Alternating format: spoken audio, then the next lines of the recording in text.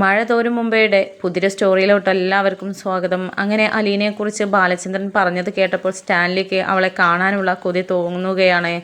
എൻ്റെ മകളെക്കുറിച്ചാണല്ലോ അദ്ദേഹം ഇത്രയും നല്ലതുപോലെ പറഞ്ഞിട്ടുള്ളത്. എന്നെപ്പോലെ നായ്ക്കളെ വളരെ ഇഷ്ടമാണ് എന്നാണല്ലോ പറഞ്ഞത്.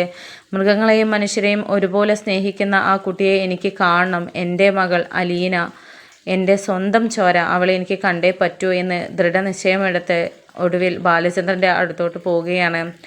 അത് മാത്രമല്ല, തന്നോട് ആവശ്യപ്പെട്ടതുപോലെ താൻ ഒരുപാട് കൂട്ടിയും കിഴിച്ചും ആലോചിച്ചതിന് ശേഷം എടുത്ത തീരുമാനവും ബാലചന്ദ്രനെ അറിയിക്കണമല്ലോ.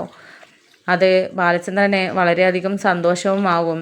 എനിക്ക് എൻ്റെ മകളെ വേണം. ഇത്രയും കാലം അവൾ ഒരുപാട് കഷ്ടപ്പെട്ടു. ഇനി എനിക്ക് അവളെ പൊന്നുപോലെ നോക്കണം.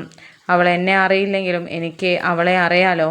അതുകൊണ്ട് അവളെ നോക്കിയേ പറ്റൂ എന്നൊക്കെ തീരുമാനിച്ച് ബാലചന്ദ്രൻ്റെ വീട്ടിലോട്ട് പോവുകയാണ്. പോകുന്ന സമയത്ത് ബാലചന്ദ്രൻ തൻ്റെ വീടിൻ്റെ അഡ്രസ്സൊക്കെ കൊടുത്തത് കൊണ്ട് തന്നെ കണ്ടുപിടിക്കാൻ വളരെ എളുപ്പമായിരുന്നു. അങ്ങനെ സ്റ്റാൻലി ബാലചന്ദ്രനെ ഞെട്ടിച്ചുകൊണ്ട് അങ്ങോട്ട് എത്തുകയാണ്. ബാലചന്ദ്രൻ സ്റ്റാൻലിയെ ഒട്ടും തൻ്റെ വീട്ടിൽ വരുമെന്ന് പ്രതീക്ഷിച്ചിട്ടില്ലായിരുന്നു. അതുകൊണ്ട് തന്നെ ആ ഞെട്ടലും ഷോക്കും മുഖത്ത് തന്നെ ഭാവമാറ്റം തെളിഞ്ഞിരുന്നു. അങ്ങനെ സ്റ്റാൻലി അകത്തോട്ട് കയറിയിരിക്കുകയാണ്. ബാലചന്ദ്രൻ അലീനയോട് ചായ കൊണ്ടുവരാനായിട്ട് ആവശ്യപ്പെടുകയാണ്. ആ ഒരു സമയത്ത് സ്റ്റാൻലി പറയുന്നത് ചായ വേണ്ട, എനിക്ക് വെള്ളം മതി എന്ന് പറയുമ്പം ജ്യൂസ് അടിച്ച് കൊണ്ടുവരാം എന്നൊക്കെ പറയുന്ന ആ ഒരു അലീനയുടെ ശബ്ദമാണ് ആദ്യമായിട്ട് സ്റ്റാൻലി അവിടെ നിന്ന് കേൾക്കുന്നത്.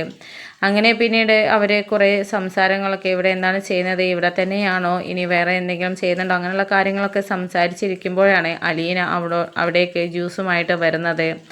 അലീന വരുന്നത് കണ്ടപ്പോൾ കരച്ചിലാണോ സന്തോഷമാണോ വരുന്നത് എന്ന് സ്റ്റാൻലിക്ക് മനസ്സിലാവുന്നില്ല. കണ്ണുകൾ അറിയാതെ നിറഞ്ഞൊഴുകിയിരുന്നു. അലീനയെ കണ്ടപ്പോൾ ഒരു ഞെട്ടലായിരുന്നു. കാരണം തൻ്റെ അമ്മയുടെ അതേ മുഖസാദൃശ്യമുള്ള ഒരു പെൺകുട്ടി, എൻ്റെ മോൾ അലീന.